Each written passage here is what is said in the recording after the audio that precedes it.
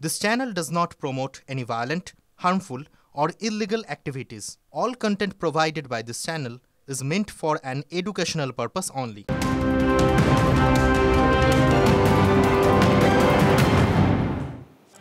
দুর্গাপুর বেসরকারি মেডিকেল কলেজের ছাত্রীকে গণধর্ষণের অভিযোগ টিভি9 বাংলার হাতে নির্যাতিতার বাবার দায়ের করা অভিযোগপত্র এসে পৌঁছেছে। ঘটনার জন্য নির্যাতিতার সহপাঠীকে দায়ী করেছেন তিনি। মেয়েকে ভুল বুঝিয়ে মেডিকেল কলেজ থেকে দুর্গাপুর গভর্নমেন্ট কলেজের দিকে ফাঁকা রাস্তায় নিয়ে যাওয়া হয়। বাবার অভিযোগপত্রে অভিযুক্তরা ছাত্রীর সহপাঠীর পূর্ব পরিচিত বলে বলা হয়েছে। মেয়েকে ধর্ষণের পর মোবাইল এবং ৫,০০০ টাকা ছিনিয়ে নেয় দুষ্কৃতীরা, অভিযোগ নির্যাতিতার বাবার। এদিকে দুর্গাপুরের ঘটনা অত্যন্ত নিন্দনীয়। এই খবরে আমি মর্মাহত বলে পশ্চিমবঙ্গের মুখ্যমন্ত্রীর হস্তক্ষেপ দাবি করেছেন সোশ্যাল মিডিয়ায় পোস্ট ওড়িশার মুখ্যমন্ত্রী মোহন চরণ মাঝির। আমার সঙ্গে রয়েছেন সহকর্মী সৌরভ। তিনি পোস্টে আর কি আর্জি করেছেন? দেখো, উড়িষ্যার সিএম মোহন মাঝি যে পোস্ট করেছেন তাতে একটা বিষয় স্পষ্ট, যে উড়িষ্যার পুলিশ সমান্তরাল ভাবে এই ঘটনা তদন্ত করার জন্য উদ্গ্রীব হয়ে রয়েছে এবং যে কোনো মুহূর্তে উড়িষ্যার প্রতিনিধি দল, শীর্ষ পুলিশের যারা কর্তারা রয়েছেন তাদের একটি প্রতিনিধি দল এই রাজ্যে দুর্গাপুরে এসে ঘটনা তদন্ত করতে পারে এবং পুরো বিষয়টার মধ্যে একটা রাজনৈতিক ইঙ্গিত রয়েছে, রাজনৈতিক তাৎপর্য। তার কারণ ইতিমধ্যে বাবার যে অভিযোগপত্র, সেই অভিযোগপত্রে স্পষ্টই বলা হয়েছে যে ছাত্রীর যে সহপাঠী, সেই সহপাঠীর ভূমিকা আতশকাচের তলায়। অন্য যারা এই ঘটনার সঙ্গে সরাসরি যুক্ত বলে মনে করা হচ্ছে, তারা পূর্ব পরিচিত মনে করা হচ্ছে। ফলে সব মিলিয়ে এই ঘটনা, দুর্গাপুরের যে ঘটনা, তা কিন্তু অন্য মাত্রা আকার। একদম, অনেক ধন্যবাদ সৌরভ। রীতিমতো সরগরম বাংলার রাজনীতি। বাংলায় মহিলারা সুরক্ষিত নন, যোগীর মতো সরকার চাই কি না প্রশ্ন তুলে রাজ্য সরকারকে নিশানা বিরোধী দলনেতা। জায়গায় জায়গায় বিক্ষোভ বিজেপি, পথে সিপিএম, কংগ্রেসও। ওড়িশায় নারী নির্যাতনের ঘটনার প্রসঙ্গ তুলে পাল্টা খোঁচা তৃণমূলের। কোন মহিলা মমতা বন্দ্যোপাধ্যায়ের মুখ্যমন্ত্রীতে সুরক্ষিত নয়। দুর্গাপুরে মেডিকেল পড়ুয়াকে গণধর্ষণের অভিযোগ। নাদিয়াল রাজগঞ্জেও ধুলোয় মিশেছে নারীর সম্মান। রাজ্য সরকারের তুলোধনা করলেন বিরোধী দলনেতা। বাংলায় আইন শৃঙ্খলা পরিস্থিতি নিয়ে প্রশ্ন তুলে সরকার বদলের ডাক দিলেন তিনি। লাগাতার উপর্যুপরি ইনসিডেন্ট হচ্ছে, ননস্টপ ইনসিডেন্ট হচ্ছে। পুলিশ সঙ্গে সঙ্গে ইনভেস্টিগেশন, ইনকোয়ারি সমস্তটা আরম্ভ করেছে। এখানে যোগী আদিত্যনাথের রাজ চাই, হ্যাঁ কি না? ওড়িশাতেও এইরকম মহিলা শিক্ষার্থী, তার উপরে অপরাধ হয়ে তারপর সে নিজের গায়ে আগুন দিল, মারা গেল। সেখানে বিজেপি সরকার, প্রশ্ন সর্বত্র ওঠে। অদ্যবধি এই মুখ্যমন্ত্রী ধর্ষণ নিয়ে, নির্যাতন নিয়ে কোনোদিন একটা শব্দ কোথাও বলেননি কেন? মহিলার উপরে কোনো অপরাধ হলে রাজনৈতিক ফায়দা কিংবা রাজনৈতিক চশমা দিয়ে দেখাটা অত্যন্ত দুর্ভাগ্যপূর্ণ বিষয়। আরজি কর, কসবা ল কলেজ, সিঙ্গুর থেকে দুর্গাপুর, বারবার একই ধরনের ঘটনা। যেই জায়গায় ঘটনা ঘটেছে সেই জায়গা থেকে বাঁদিকে নিউ টাউনশিপ থানা, তার কিছুটা আগে সিআরপিএফ ক্যাম্প, মেডিকেল কলেজ, তার থেকে আরো ৫-৭ কিলোমিটার গেলে দুর্গাপুর থানা, 2 কিলোমিটার দূরে বিজন ফাঁড়ি। এত নিরাপত্তা, তার মধ্যে এই ঘটনা। এই যেন প্রদীপের নিচেই অন্ধকার। দুর্গাপুর কাণ্ডকে সামনে রেখে ইতিমধ্যেই পথে নেমেছে বিভিন্ন রাজনৈতিক দল। রাতে স্থানীয় বিজেপি নেতারা ক্যাম্পাসে পৌঁছে যান। নির্যাতিতার পরিবারের সদস্যদের সঙ্গে শুভেন্দু অধিকারীর কথা বলিয়ে দেন তারা। দেখছে রাত্রে থেকে, আপনার ওই এফআইআরটাও করেছেন তো?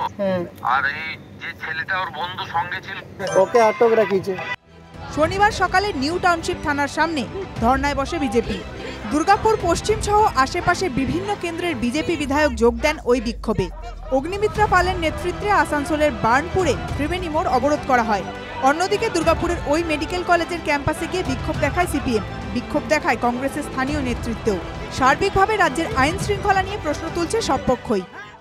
মহিলারা এখানে পড়াশোনা করতে আসছে বিভিন্ন স্টেট থেকে, তাদের নিরাপত্তা কোথায়? বাংলার বুকে পুলিশ কোঅপারেশন করবে, ন্যায় বিচার করবে, এটা আমরা এক্সপেক্টও করি না। হাসপাতাল কর্তৃপক্ষ চাপ দেওয়া হচ্ছে, কারণ কোনো ধামাচাপা যাতে না হয়। কারণ মমতা ব্যানার্জি এখানে দেখিয়ে দিয়েছেন, এই ধরনের কোনো ঘটনা হলে হয় একটা চাকরির টোপ দিয়ে, না হলে একটা ঘরের টোপ দিয়ে, কিছু ক্ষতিপূরণ দিয়ে দফারফা করে দেওয়া। ঘটনা অনভিপ্রেত, ঘটনা দুর্ভাগ্যজনক। সিপিএম বা বিজেপিকে বলবো, দয়া করে আপনারা মাথা ঘামাবেন না।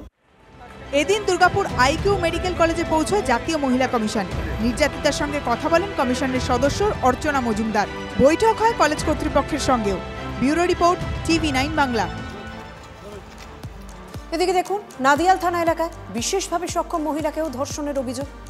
গ্রেপ্তার করা হয়েছে ইতিমধ্যে একজনকে। গতকাল রাতে নাদিয়াল থানায় অভিযোগ দায়েরের পরই গ্রেপ্তার করা হয়।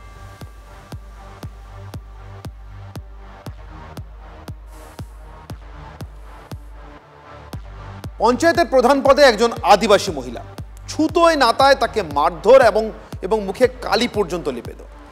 বিরোধী কেউ নন, এটা দলের প্রধানকেই লজ্জার কালিতে ডুবিয়েছেন তৃণমূলের সদস্য।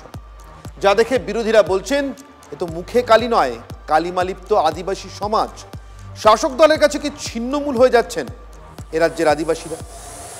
একটা পিছিয়ে পড়া মহিলাকে আপনারা এইভাবে যদি অপমান করেন, এইভাবে বাড়তে না দেন, তাহলে আর আমার মনে হয় না দেশের অন্য সব মহিলাদের কি অবস্থা হতে পারে। আমার মাকে, আমাদের পরিবারকে জাতপাত তুলে গালাগালি করা হচ্ছে, সুতরাং এটা মানসিকভাবে আমাদের একটা দাগ ফেলে গেছে।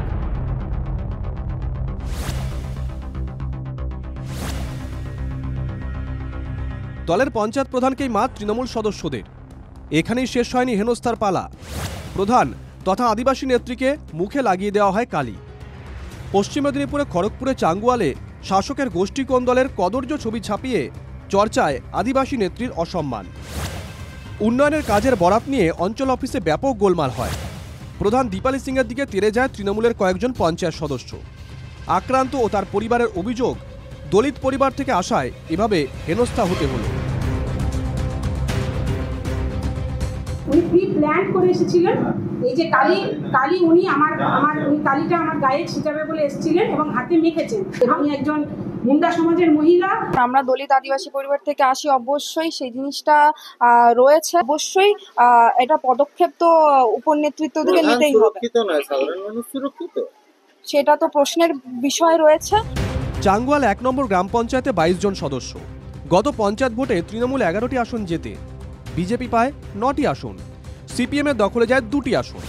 রাজনীতিতে মাত্র 2 বছর এসেছেন দীপালি। 23-এর পঞ্চায়েত ভোটে জিতে প্রধান হন, আর তারপর দলের হাতেই হেনস্থা। যদিও অভিযুক্ত তৃণমূল সদস্যের দাবি দলের প্রধানই তাদের মারধর করেন। রানিং পঞ্চায়েত উনি আবার আমাদেরকে মারধর করেছে, উনিও মেরেছে আমাদেরকে। এইভাবে মারধর করার পর উনি কি করেছে, আমাদের গায়ে পুরো কাল ছিটিয়েছে। প্রধান আমাদের দীপালি সিং প্রধান ছিটিয়েছে, এবার ছিটানোর পর উনি নিজেও মেখেছে। তৃণমূলের প্রধান আক্রান্ত হওয়ার ভিডিও নিজের সোশ্যাল মিডিয়া হ্যান্ডেলে পোস্ট করে শাসক দলকে তীব্র আক্রমণ করেছেন শুভেন্দু অধিকারী। শুধুমাত্র আদিবাসী সাংসদ বিজেপির খগেন মুর্মু নয়, তৃণমূলেরও আদিবাসী নেতা নেত্রীরা তাদের দলের লুম্পেন বাহিনীর হাতে সুরক্ষিত নয়। দলের একাংশ দলিত বিরোধী। তৃণমূল নেতা নেত্রীদের এমন অভিযোগ তো নতুন নয়। কল্যাণ ব্যানার্জি এবং হরিপালের দাদা বৌদির দল আমাকে মঞ্চে উঠতে দেয়নি। এরা এইভাবেই শিডিউল কাস্ট, দলিত এবং সংখ্যালঘুদের অপমান করে। দলবদলে 24 ঘন্টার মধ্যে 3 আদিবাসী মহিলা আবার তৃণমূলে প্রত্যাবর্তন করেন। অভিযোগ, দণ্ডি কাটিয়ে পুরনো দলে ফেরানো হয়, যা নিয়ে তোলপাড় হয় রাজ্য রাজনীতি। এই প্রেক্ষাপটে এবার দলের হাতেই চূড়ান্ত অপমানিত তৃণমূলের দলিত প্রধান। অপদস্থ মানুষটি পদ ছাড়ার পাশাপাশি দল ছাড়ার কথাও ভাবছেন। পশ্চিম মেদিনীপুর থেকে দেবব্রত সরকারের রিপোর্ট, TV9 বাংলা।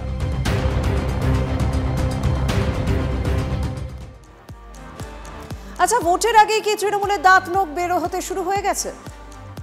এখন থেকেই কি কোথাও বিরোধী শূন্য করার ছক? মন্ত্রী বীরবাহা হাসদা বা রায়নার তৃণমূলের ব্লক সভাপতি ভাষা আপনাদেরকে শোনাবো। কোনো রাগ ঢাক নেই সেখানে, বিরোধীরাও অবশ্য থেমে নেই। তাদের সাফ কথা, হারার ভয় এইসব এখন শাসকের আর্তনাদ। আগামী দিন একটাও ঝান্ডা বাঁধার মতো খুঁটি যেন বিজেপি না পায়।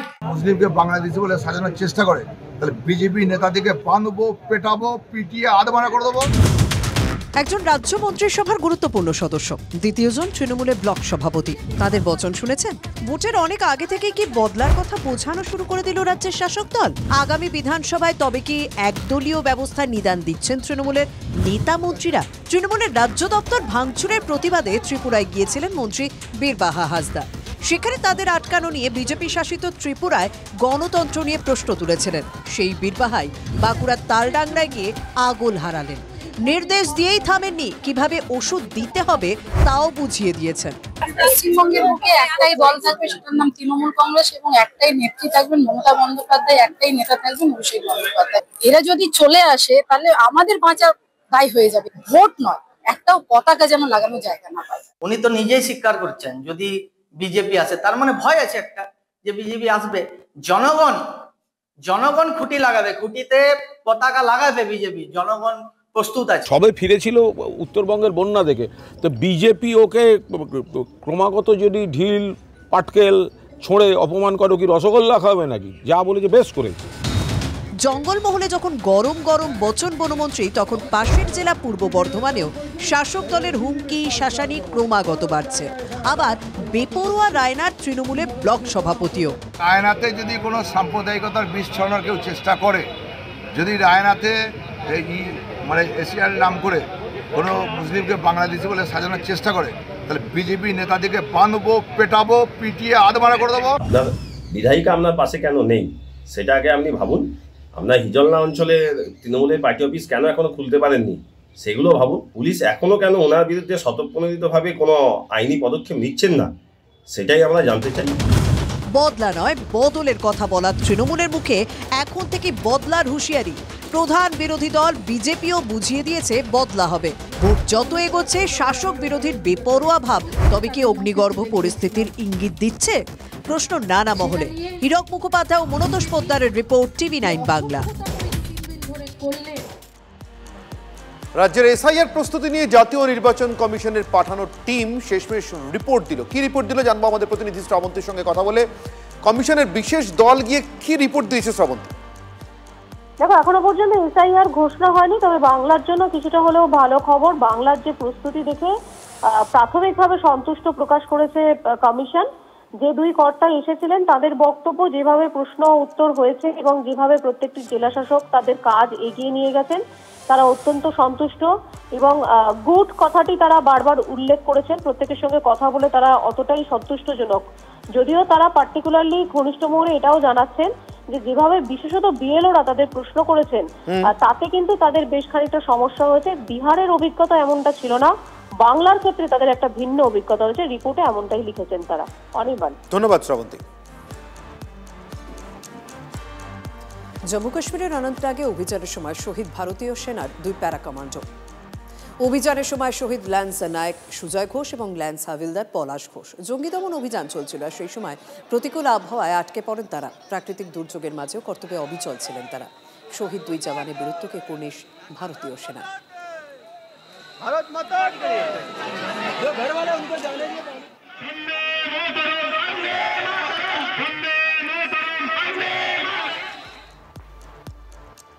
কোন্নগরে লরির ধাক্কায় ভেঙে গেল শতাব্দী প্রাচীন বাতিস্তম্ভ। ব্রিটিশ আমলের নাটকের দল ফ্রেন্ডস ড্রামাটিক ইউনিয়নের স্মৃতিতে 150 বছর আগে তৈরি হয়েছিল এই বাতিস্তম্ভ। নাট্যদলের ইতিহাস একটি বোতলে ভরে রাখা ছিল বাতিস্তম্ভে। সেই স্তম্ভই ভেঙে গেল লরির ধাক্কায়।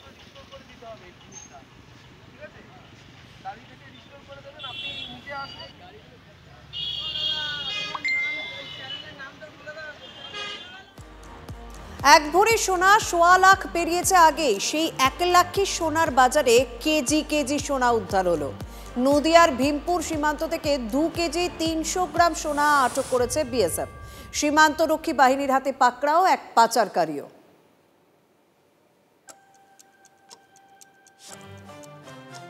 সামনেই ধনতেরাস, তারপর বিয়ের মৌসুম। সাধারণ মানুষের নাভিশ্বাস উঠছে সোনা কিনতে গিয়ে। সাধারণ মানুষ বলছেন সোনার কথা ভুলেই থাকা যাক। আর ঠিক সেই সময় দেখুন 2 কেজি 300 গ্রাম সোনা উদ্ধার করা হলো। বিএসএফ আটক করেছে একজনকে।